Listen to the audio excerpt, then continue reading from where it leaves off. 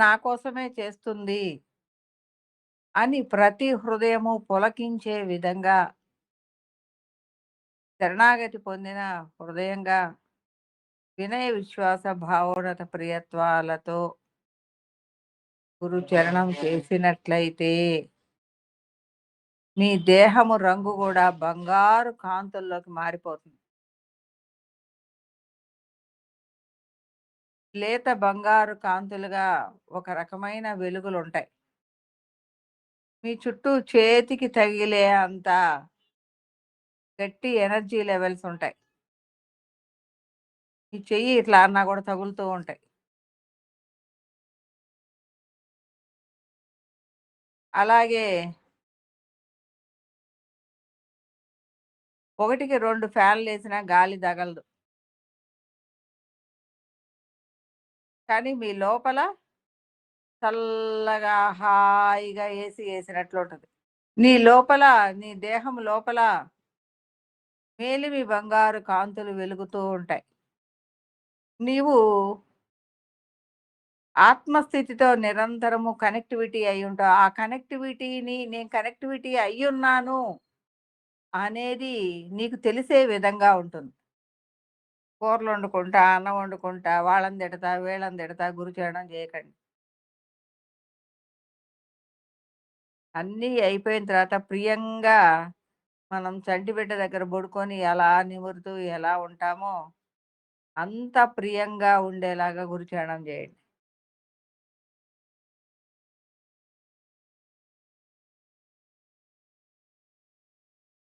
అంతేగాని ఎప్పుడు పడితే ఎలా, ఎలా పడితే అలా చేస్తే ఆ మంటలు మీకే వస్తాయి. వాళ్ళకెవరికీ పోవు. ఆ వేడి తత్వం, ఆ మంట తత్వం పరుగులు తీస్తా ఆటోల్లో, వీటిట్లో, బైకుల్లో పరుగులు తీస్తా నేను గురుచరణం చేస్తున్నాను అని ఒరిగి, ఒరిగి చేస్తే వచ్చేదేంటి అంటే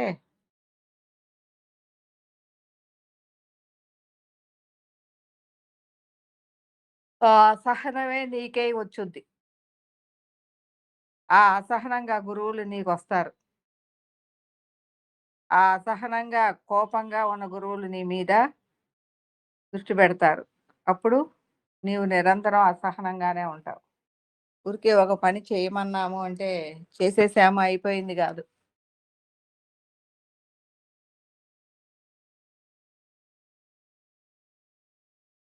అలాగే అందరూ ఒక్కొక్కళ్ళు ఒక్కొక్క అమ్మవారినో, అయ్యవారినో పట్టుకొని పూజలు చేస్తూ ఉంటారు.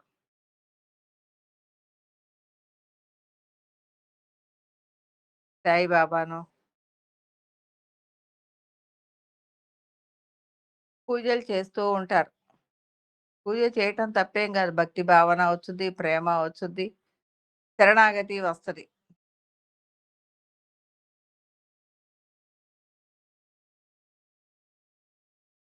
కానీ మీరు చేసింది ఏం జేశారు? ఒక్కటే విగ్రహ రూపాన్ని, ఒకటే రూపాన్ని తీసుకొని చేశారు. ఈ జన్మంతా నీవు అదే అయ్యుంటావు. జన్మాంతరము గూడా నువ్వు అదే అయ్యుంటావు. మరలా కొంతకాలం నీ తృప్తి తీరే వరకు నువ్వు ఎవరినైతే పూజించావో ఆ రూపంలో సంచరిస్తావు సూక్ష్మదేహంగా. దాని తర్వాత మరలా జన్మ తీసుకుంటావు. తీసుకున్నప్పుడు మరలా ఇంకొక అమ్మవారినో, ఇంకొక అయ్యవారినో పూజ చేస్తావు. ఇలా ఎన్ని జన్మలెత్తాలి? ఎంతమందిని పూజ చేయాలి? అలా పూజ చేస్తూ ఉంటే అందరూకి చేయాల్సిందేగా. నాకు జేయలేదు, నాకు జేయలేదు అంటారు.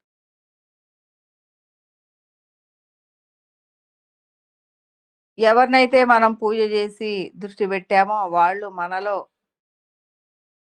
మన ఆత్మస్వరూపంలో స్ట్రాంగ్‌గా తయారై ఉంటారు. మిగిలిన వాళ్ళు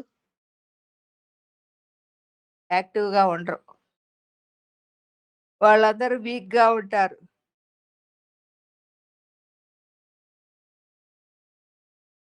వాళ్ళు పనులు చేయలేరు దీని యొక్క ప్రభావానికి.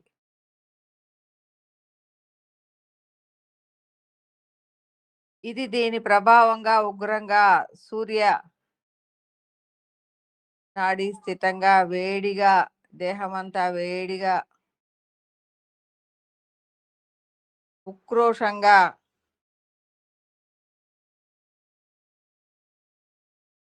ఉంటుంది. ఎలా అనిపిస్తదంటే ఇంకా ఇంకా శక్తివంతంగా ప్రయాణం జేయాలి అంటూ మనం తీసుకున్న భక్తి కోణంలో నుంచి కోరిక అనేది ఇంకా ఉధృతమవుతుంది. అప్పుడు మంత్ర కోణంలోకెళ్తాం. మంత్ర కోణంలోకెళ్తాం. మంత్ర కోణంలోకెళ్ళిన తర్వాత ఒక్కొక్క మంత్రాన్ని సాధన చేస్తాం కొన్ని లక్షలు. మరలా ఒక మంత్రాన్ని చేసిన తర్వాత ఇంకో మంత్రాన్ని జేయాలి అనిపిస్తది. షట్చక్ర విన్యాసంలో ఒక చక్రం మాత్రమే బాగా తిరుగుతా ఉంటది. మిగిలినయి కుంటుబడి ఉంటాయి. అప్పుడు దేహము అనేది కాస్త ఇబ్బందుల పాలవుతూ ఉంటది. దానికి మన గురువు దగ్గరికెళ్తే సరే ఒక చక్రం బాగా రన్ అవుతుంది. ఇదిగో ఈ ఈ మంత్రం చెయ్యి. నీకు ఆ చక్రం గూడా రన్ అయితే హెల్త్ బాగవుతుంది అని జెప్తాడు. ఇప్పుడు మరలా అది చేస్తాం కొన్ని లక్షలు. మళ్ళీ ఎళ్తాం. ఏం స్వామి పెద్ద బాగోట్లేదు. ఇదిగో ఈ మంత్రం జెయ్యి బాగుంటుంది అని ఇంకో మంత్రం ఇంకో చక్రానికిస్తాడు.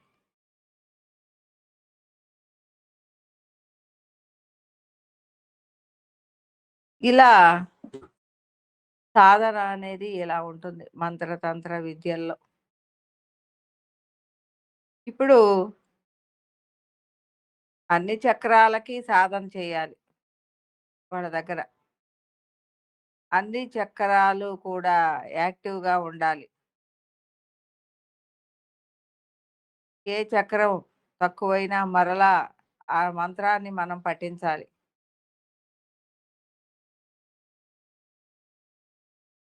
ప్రతిరోజు దానికి ఎక్సర్‌సైజ్ జేసినట్టు చేయాల్సిందే. అన్ని మంత్రాలు లేవంటే ఒకటి చేసి ఊరుకుంటే మిగిలినయి కుంటుపడతాయి. కాబట్టి అవన్నీ గూడా నువ్వు ఏవైతే చేశావో అవన్నీ గూడా రోజు చేస్తూ చేయాల్సిందే. ఇదంతా గూడా రిస్కు, బర్డెను, బాధ, కోపము, వ్యక్తి యొక్క విషయ వాంఛలు కంట్రోల్ లేకపోవటము, ఉగ్రంగా ఉండటము, ఇవన్నీ గూడా ప్రభావవంతంగా పనిచేస్తూ ఉంటాయి.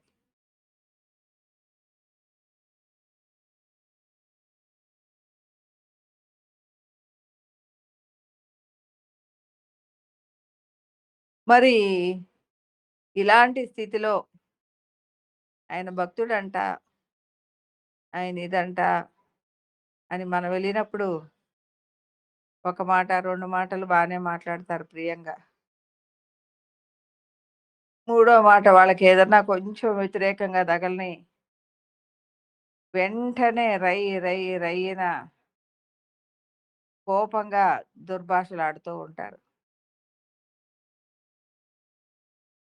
అప్పటి వరకు వాళ్ళు చేసిన శక్తులన్నీ గూడా యాక్టివ్ అవుతూ ఉంటాయి.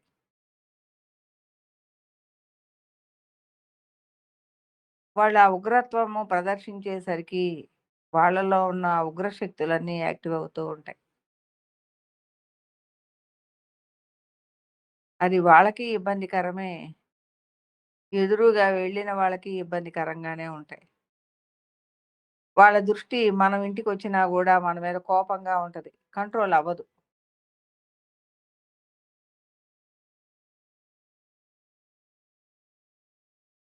కోపంగా ఉంటది. కంట్రోల్ అవ్వదు. అందువలన వాళ్ళు ఏదైతే ఉపాసన జేశారో ఆ శక్తి వాళ్ళ ఆలోచన మేరకు మన మీద సంచారం జేస్తూ మన మీద ఇబ్బంది పెడుతూ ఉంటది. వాళ్ళు స్పెషల్‌గా పంపించక్కర్లా.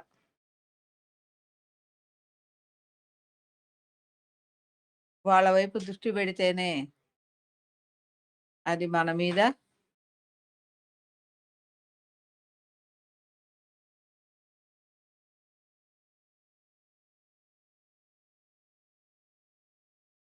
ఆవాహనం అవుతూ ఉంటుంది.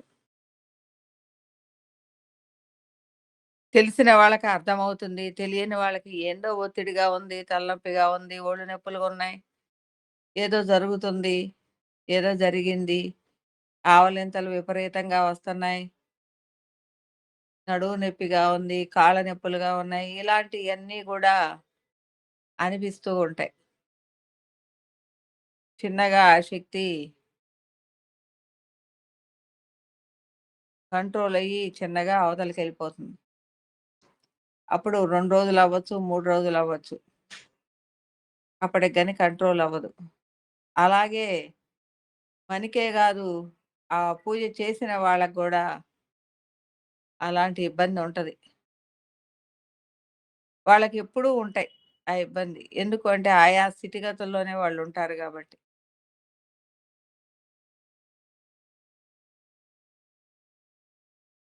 స్పెషల్‌గా చెప్పుకోవాల్సిన పని లేదు. నేను ఈ ఇబ్బందిలో అంటే, ఆ ఇబ్బంది అనేది వాళ్ళకి అలవాటైపోయింది. రోజు జ్వరం అలవాటైపోయింది. అది జ్వరము అని అనుకునే పరిస్థితిలో లేరు. ఇక్కడ చల్లగా, హాయిగా, ప్రశాంతంగా ఉన్న దేహం మీదకి ఆ జ్వర పీడనం వచ్చినప్పుడు మనం విలవిల్లాడతాం. ఇదేంటి ఇంత ఇబ్బందిగా ఉంది అని. అంటే వాళ్ళకి తెలియకుండానే వాళ్ళు ఏ స్థితిలో ఉన్నారు, వాళ్ళ యొక్క వాళ్ళ యొక్క పూజల వలన అనేది మనం గ్రహించుకోవాలి. అందుకే గబగబా ఎవరు పడితే వాళ్ళ దగ్గరికి ఎళ్లి, వాళ్ళేదో ఉపాసన చేస్తున్నారు అనంగాల్నే ఎళ్లి కూర్చొని యజ్ఞాలు, యాగాల దగ్గర వెళ్లి కూర్చొని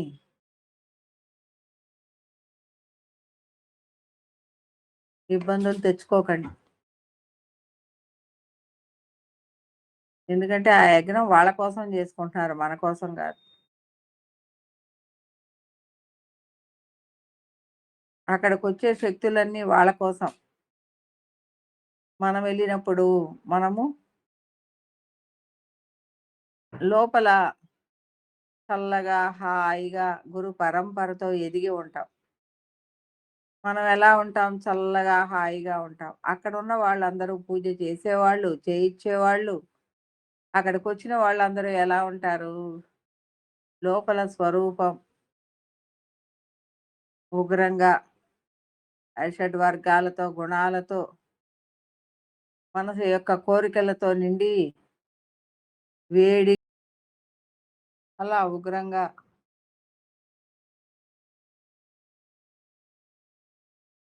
ఉంటారు.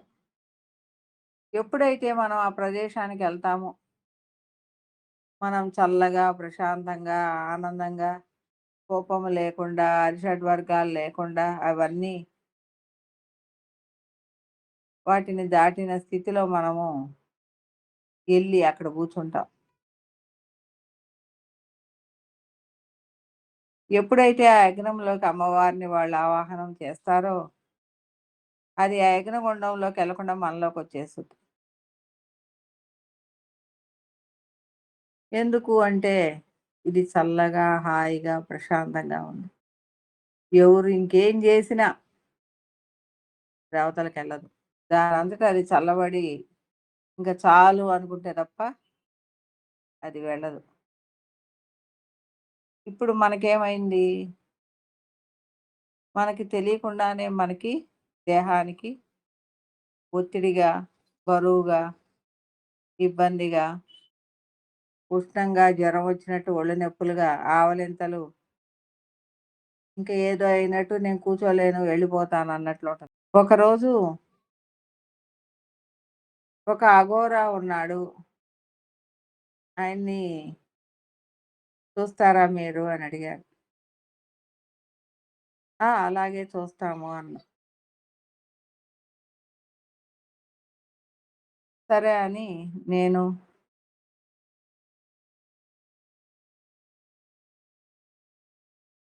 మన కుమారి గారు, లత గారు ముగ్గురం వెళ్ళాం.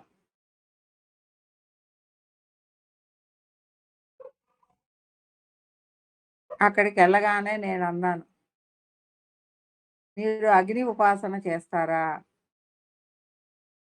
"అవునమ్మా, అవును. మీకెలా తెలిసింది?" అన్నాడు.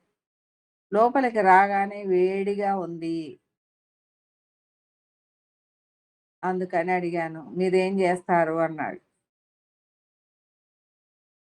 అన్నప్పుడు, "మేము ఇక్కడ ఒట్టి ధ్యాన మందిరానికెళ్తాము. ధ్యానం చేస్తాము" అని చెప్పాం. సరేనన్నాడు. తర్వాత ఆయన హిమాలయాల్లో ఏం జేసింది, ఎలా సాధన జేసింది ఫోటోలు, ఆ చేతుల్లో, కాళ్ళ కింద, తల మీద అగ్ని అది పెట్టుకొని మంత్ర తంత్ర విద్యలు జేయటం. ఇలా ఎన్నో సంవత్సరాలు జేశాడు. తర్వాత ఏదో థీసిస్ రాసాడు. తనకి ఒక అవగాహనైన విషయంగా.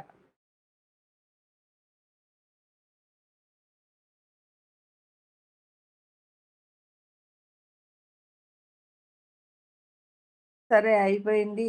చక్కగా జెప్పాడు. మేము గూడా దండం బెట్టాం. మా అమ్మవారిని చూద్దురు రండమ్మా అన్నాడు. లోపల గదిలోకి తీసుకెళ్ళాడు. సరే అని దండం బెట్టుకొని ప్రసాదం తీసుకొని వచ్చేసాం. నేను గూడా ఊరెళ్తన్నాను. 4 రోజుల తర్వాత గాని మళ్ళీ రాను అన్నాడు. అలాగే స్వామి, మాది గూడా గుంటూరేను. నేను గూడా రేపెళ్ళిపోతున్నాను అని జెప్పాను.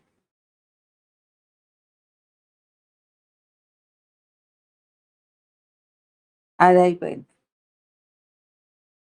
ఇంటికొచ్చాము. మరుసటి రోజు, ఆ రోజు ఊరొచ్చేసాను. ఇంకా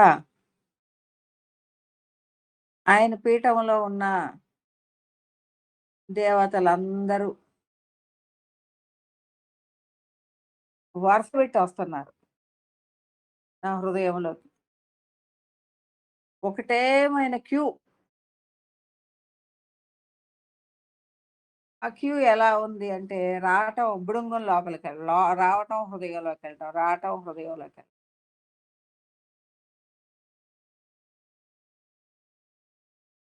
నాకెలా ఉంది అంటే విపరీతమైన వేడి బాడీ. విపరీతమైన ఒళ్ళు నొప్పులు. ఆవలింతలు, జ్వరమొచ్చినట్లు.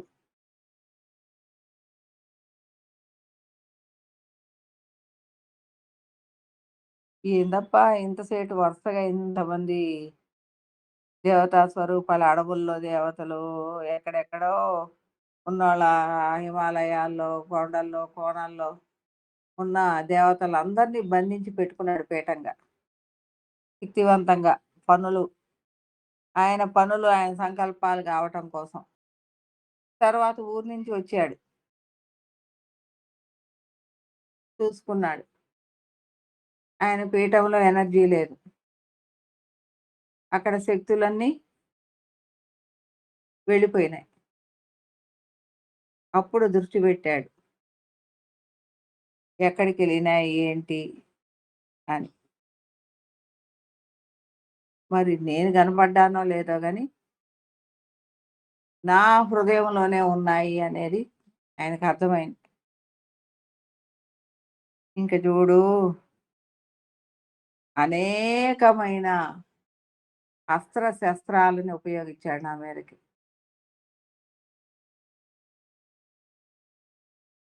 విపరీతంగా రేయింబగళ్ళు 3 రోజులు పోరాటం.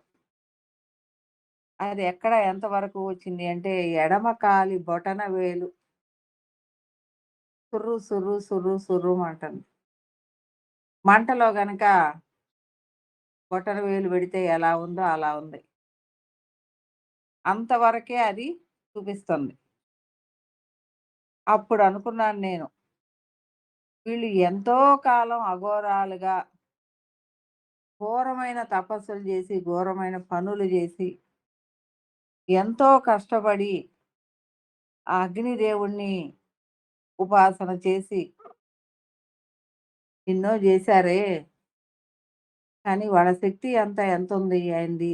అంత ఉపాసన జేశాను ఇంతయింది. కానీ నా బొటనవేలు వరకే వచ్చింది. చాలా ఆశ్చర్యపోయాను. ఏమీ జేయని నేను ఇంత శక్తివంతంగా ఎలా ఉన్నాను?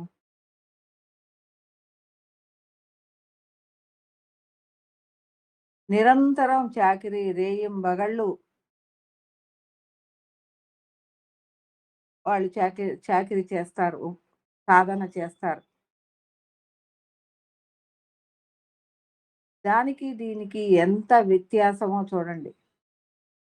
ఎంతమందిని పంపించాడో, పంపించిన వాళ్ళందరూ మెదలకుండా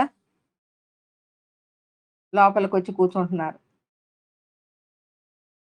ఇంకా 3 రోజులు యుద్ధం తర్వాత ఇంక లాభం లేదు. ఏలినాళ్ళు రారు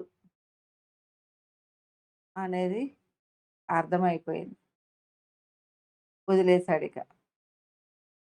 ఇప్పుడు ఈ లోపల కూర్చున్న వాళ్ళందరిని నెమ్మొయ్యొద్దు.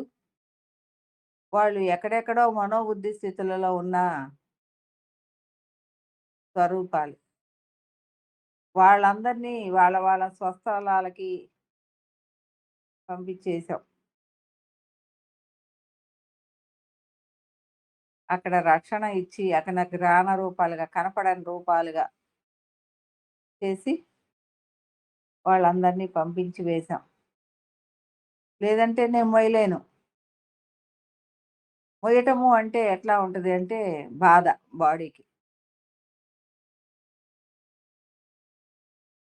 అలాగే ఒకాయన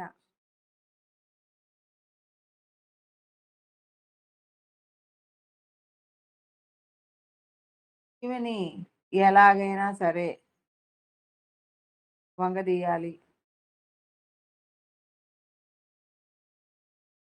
ఈమె ఎనర్జీ లెవెల్స్ వాడుకోవాలి అని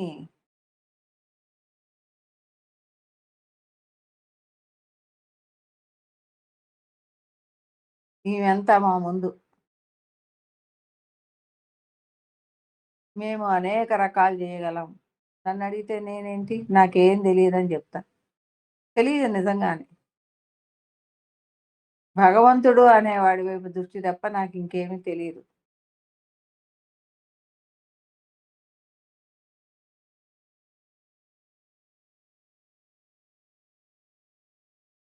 అనేక వాళ్ళు ఉపాసన జేసి కూర్చోబెట్టుకున్న అనేక మంది దేవతలను పంపించారు. కాళి, దుర్గ,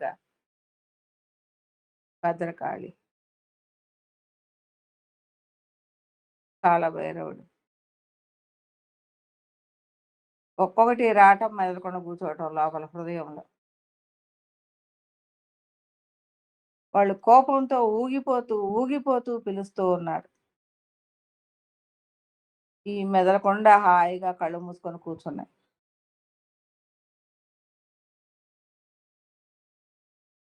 అప్పుడు ఇంకొకటి పంపించేవాళ్ళు. చాలా సాధన చేస్తే గాని అంత శక్తివంతమైన దీన్ని పంపించలేరు. వాళ్ళ సాధన అయిపోయింది దాంతోటి. ఓపిక నశించింది.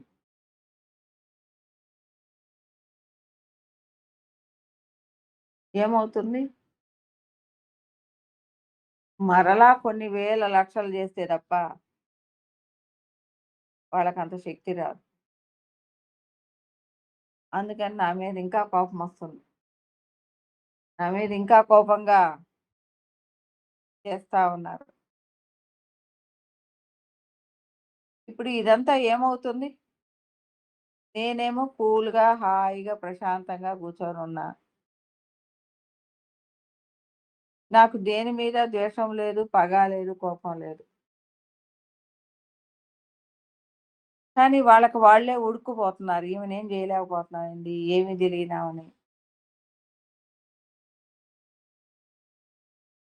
ఈమెను ఎట్టైనా ఎనర్జీ లెవెల్స్ ఉపయోగించుకోవాలనుకుంటే ఎందుకు ఈమె దాకా వెళ్ళలేకపోతున్నాం. ఇట్లా ఎంతోమంది ఎన్నో ప్రయోగాలు చేశారు. అయన్నీ అర్థమవుతాయి నాకు. వాళ్ళు అక్కడ మంత్రం ఎత్తగానే నాకిక్కడ అర్థమవుద్ది. నాకిదొక తలకాయ నొప్పి. ప్రతీదీ ముందే అర్థమవుద్ది. దాన్ని నేను ఆపేది లేదు, పెట్టేది లేదు. దానంతట అదే వచ్చుద్ది, అదే ఆగుద్ది, అదే జేసుద్ది. కొంతకాలం జేశాను. బాగా ప్రతిఘటన చేశాను. దీన్నాపాలి అని. అవతలి వాళ్ళు గూడా ప్రతిఘటన చేస్తన్నారు. ఇవాళ ఇయన్నీ జూసి, ఈ యుద్ధం, ఈ వాతావరణం ఇది అవసరం లేదు. ఇంక వీటితోటి నేను తలపడగూడదు. వస్తే వచ్చినియి అయ్యే పోతాయి. అనే ఆలోచన తీసుకొని వదిలేయటం మూలంగా అయ్యే 2 రోజులొస్తన్నాయి. అయ్యే ఉంటాయి, ఎళ్ళిపోతాయి.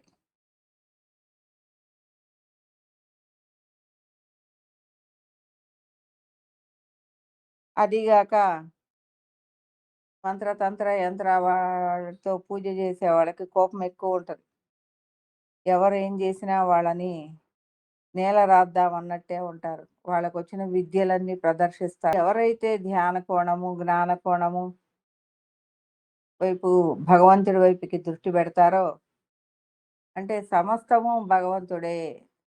సకల చరాచరంలో గూడా భగవంతుడున్నాడు. ఆయన అద్వైత స్వరూపుడు, ఏకత్వ స్వరూపుడు, నిర్మల శాంతి ప్రకాశానంద స్వరూపుడు అని ఎవరైతే దృష్టి పెడతారో సమస్తములో ఉన్న ప్రతి రూపము దైవత్వ రూపంగా మనం భావిస్తాం. సకల చరాచరంలో గూడా దైవత్వాన్ని జూస్తాం. సమస్తములో గూడా దైవత్వాన్ని జూస్తాం. వాటన్నిటి ఎడల వినయ విశ్వాస భావనత ప్రియత్వాలని కలిగి ఉంటాం గాబట్టి, మన దగ్గరికి వచ్చిన ప్రతిదీ, మన ఆరాలోకొచ్చిన ప్రతిదీ గూడా ప్రియంగా ఇక్కడ ఉన్న ఈ సచేంద్రయుక్తమైన ఆహ్లాదాన్ని, ఆనందాన్ని, చల్లదనాన్ని, ప్రియత్వాన్ని లోకి అడుగుబెడుతుంది. ఆ అడుగుబెట్టింది చల్లగా, హాయిగా ఉంటుంది గాబట్టి అది ప్రతిఘటన చేయలేదు.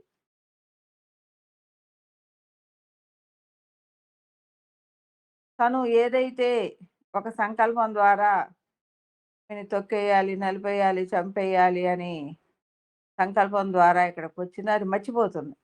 అది శక్తి గదా! శక్తి రూపం. మనమేం జేసాం శక్తిని చల్లార్చేసాం. ఆనంద రూపం జేసాం. ప్రశాంతమైన నిర్మల శాంతిని ప్రసాదించాం. అదేమైంది? హాయిగా ఇన్నాళ్ళు ఉగ్రంగా ఎగిరి, ఎగిరి ఉన్నది ఇవాళ చల్లబడేసరికి నాకు చాలా ఆనందంగా ఉంది. నా మీద ఈ మంటలన్నీ తొలగినాయి. నేనింక ఇక్కడి నుంచి అవతలకెళ్ళను అన్న విధంగా అవి ఉండిపోతాయి. కాబట్టి ఇలా ఒక్కొక్కటి చేసి మరలా ఒక్కొక్క దాన్ని వదిలేయాల్సొస్తది. అంతకంటే నీ మీద నువ్వు దృష్టి పెట్టి ధ్యానం గాని, నీ లోపలికి నువ్వు దృష్టి పెట్టి ధ్యాన సాధన గాని, ఆత్మ సాధన గాని చేసినట్లయితే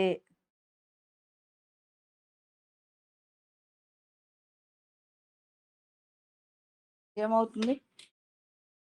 సర్వం నీవే అవుతావు. సర్వము మీద దృష్టి పెట్టి, సర్వము నేనే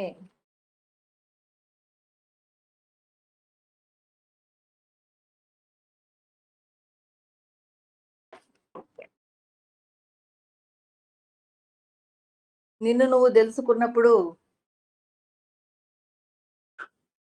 సర్వము గూడా నీకులాగానే ఉంటుంది.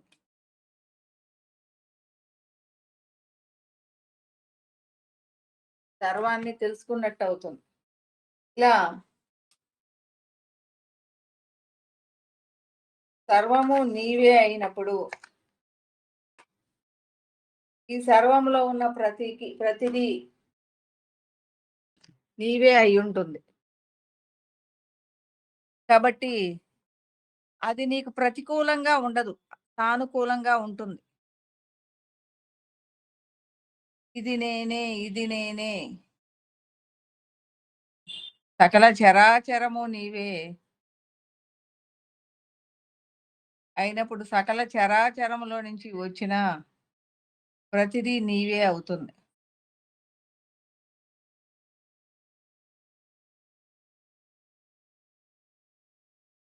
ఒక్కోసారి అనేదాన్ని భయం పుట్టి గురువుగారు వాళ్ళు ప్రత్యంగిర ప్రయోగం చేస్తున్నారు. ఎలా అంటే, చెయ్యని ఏమైద్ది? నువ్వు అంతకంటే పెద్ద ప్రత్యంగిరావేలే. నిన్నేం చేస్తది ప్రత్యంగిర అనేవాళ్ళు. అదేంటి గురువుగారు ఊరక పైకి అనేదానికి ప్రయోగం చేసేదానికి తేడా లేదా? అనంటే, అక్కడి నుంచి ఆ ప్రత్యంగిర వచ్చేలోపు ఇంతకంటే పెద్ద ప్రత్యంగిర నీలో నుంచి నిలబడి ఉంటుంది. అదే ఆత్మస్వరూపము. వాళ్ళ సాధన జగత్తును గూడా దాటదు. మంత్రతంత్ర విద్యలయ్యి. నువ్వు సమస్తాన్ని నీవే అయ్యున్న విధంగా నువ్వున్నావు. అలాంటప్పుడు అది చిన్న బొమ్మ, ఇది పెద్ద బొమ్మ. ఈ పెద్ద బొమ్మను చూడగానే ఆ చిన్న బొమ్మ నీలో లయమైపోయిద్ది. ఇది నేనేనా? ఇది నేనేనా? అని ప్రతిఘటించకుండా అది నీలో లయమైపోతుంది. కాబట్టి ఇక దాని గురించి ఆలోచించొద్దు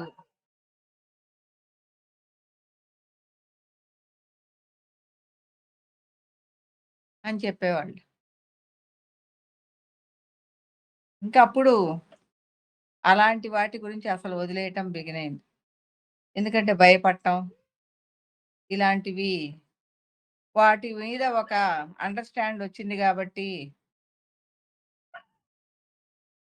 అది వచ్చిందా? రాలేదా? అనేది ఖచ్చితంగా తెలుస్తుంది. కానీ దాని ప్రభావం కొంచెం వేడి, ఒళ్ళు జ్వరం వచ్చినంత వేడి అంతే. కొంచెము ఒక 102, 101 వచ్చినంత వేడిగా ఒళ్ళు నొప్పులుగా ఉంటుంది అంతే. 2, 3 రోజులు. అంటే ఆ వేడితనం ఈ చల్లదనంలో లయమవ్వటానికి. అంత తేలిగ్గా అవి ఇదైపోతూ ఉంటాయి. కానీ దీనికంటూ వాళ్ళు ఒక ప్రయోగం చేసినప్పుడు దీనికంటూ ఒక కాలమానం పెడతారు.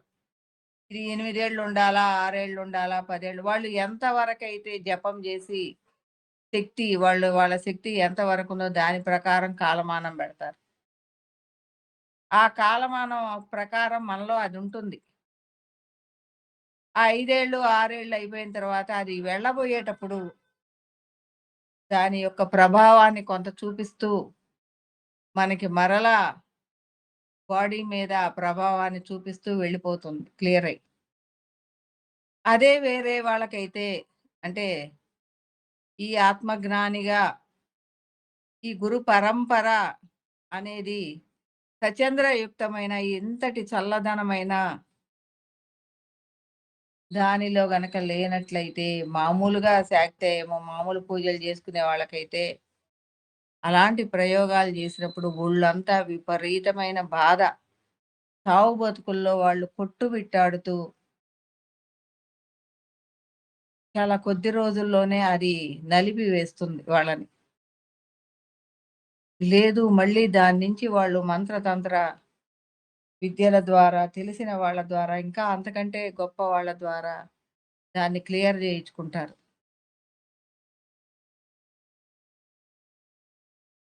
అలా దాని నుంచి వాళ్ళు బయటపడాల్సిందే. లేదు అంటే ప్రతిరోజు విపరీతమైన నరకం అనేది వాళ్ళకి కనపడుతుంది. కానీ ఇక్కడ ఆ వచ్చిన కాసేపే. మరలా వెళ్ళిపోయేటప్పుడు 5, 6 సంవత్సరాల తర్వాత వెళ్ళబోయేటప్పుడు ఆ 2 రోజులు, ఒక రోజవ్వచ్చు, గంటవ్వచ్చు. నీ ఈ నీ పరిస్థితిని బట్టి, నీలో ఉన్న చల్లదనాన్ని, నీలో ఉన్న ఆహ్లాదాన్ని, నీలో ఉన్న నిర్మల శాంతి ప్రకాశానంద స్థితిని బట్టి, అది నీ మీద ప్రభావం చూపిస్తుంది. కాబట్టి ఒక ఆత్మజ్ఞానిగా ఉన్నప్పుడు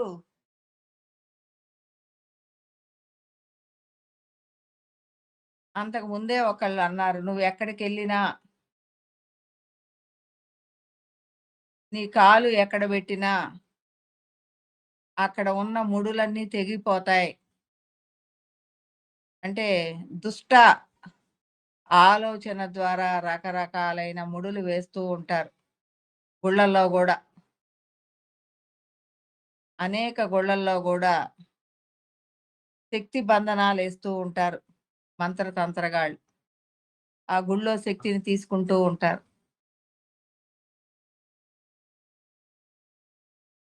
అప్పుడు గురు పరంపర చెప్తూ వచ్చారు. "నువ్వు ఎక్కడ ఇలాంటి దుష్ట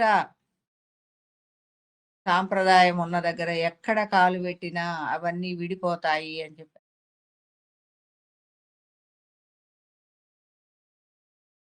అదేందబ్బా అనుకున్నాను నేను. అలాగే ఆయన దగ్గరికెళ్ళినప్పుడు నేనేమీ లేదు పాపం ఆయన పని కట్టుకొని మా అమ్మవారిని చూద్దాం రమ్మన్నారు.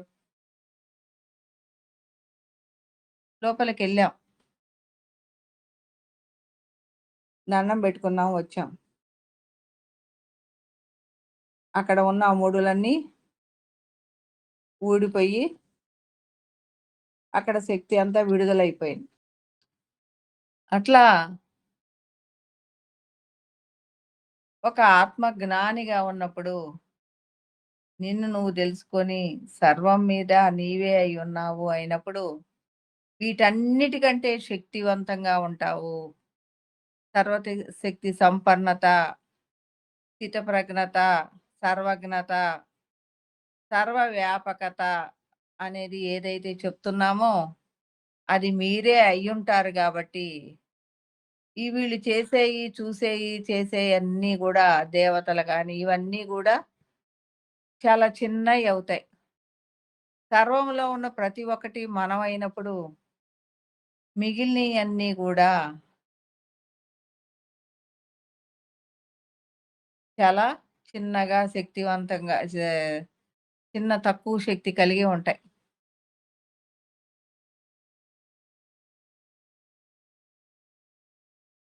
అట్ ద బిగినింగ్‌లో ఒక్కో రోజు మా గురువుగారిని అడిగాను. గురువుగారు నా ఎనర్జీ అంతా లాగేస్తున్నారు ఎవరో.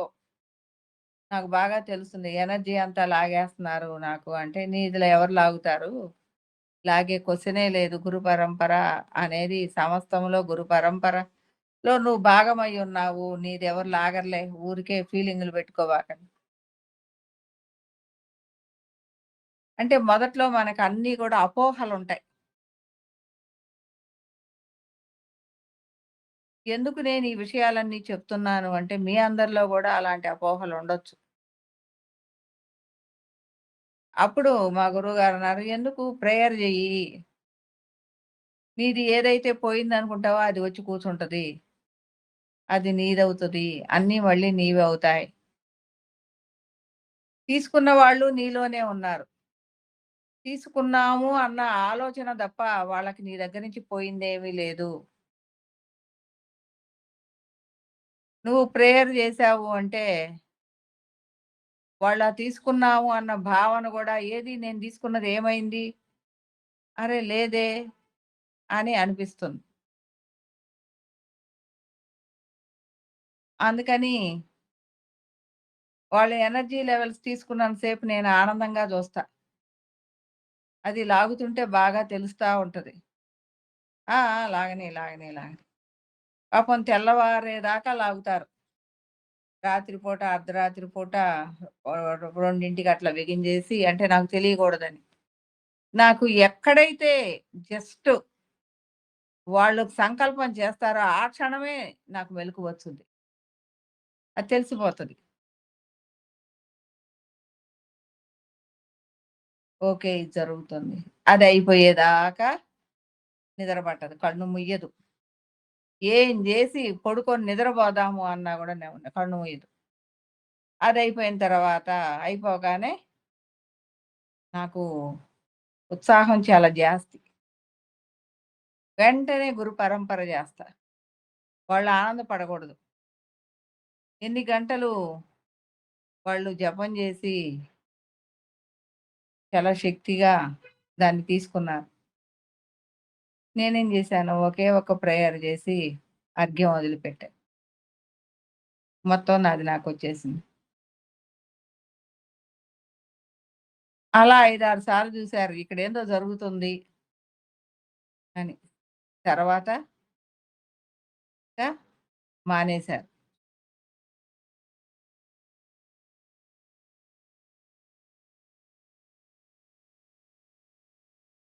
ఇలాంటియి ఎన్నో ఉంటాయి. అయన్నీ గూడా మనకి ఒక అనుభవ జ్ఞానాన్నిస్తాయి.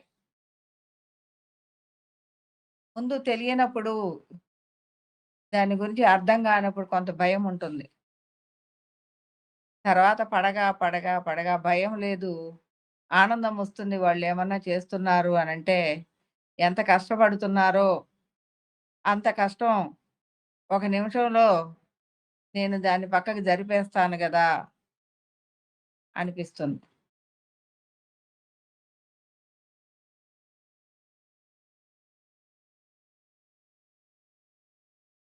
ఒక్కో రోజు వాళ్ళనుకుంటున్న మాటలు గూడా గురు పరంపర జెప్పేవాళ్ళు. నేను 5 రోజులు కష్టపడి జపం జేసి ఆమెకి ఇది పెట్టాను. 5 నిమిషాల్లో తీసేసింది. ఆ గురువు మామూలు గురువు గాదు. అన్నీ ఈ ఆడాళ్ళకి నేర్పుతున్నాడు. ఆయన ప్రతిదీ ఈ ఆడాళ్ళకి నేర్పుతున్నాడు అని అనుకునేవాళ్ళు. అంటే అక్కడ వాళ్ళనుకునేది ఏంటి అంటే ఇట్లాగే తంత్ర విద్యలు ఆయన నేర్పుతాడేమో! మనం బెడుతున్నాం వాళ్ళు తీస్తున్నారు అని. ఇక్కడ ఏంటి అంటే ఏమీ లేదు. Only prayer. నాకు ఇబ్బందిగా ఉంది తొలగించండి. That's all. ఎందుకు చెప్తున్నాను అంటే ప్రతి ఒక్కటి మీకు తెలిసి ఉండాలి. తెలిసి ఉంటే దేనికి భయపడాల్సిన పని లేదు. చాలా గొప్ప విద్య ఇది. ఈ ప్రయాణం చాలా గొప్పది, అసలైనది అనే కాన్ఫిడెన్స్ లెవెల్స్ మీకొస్తాయని. ఓకే.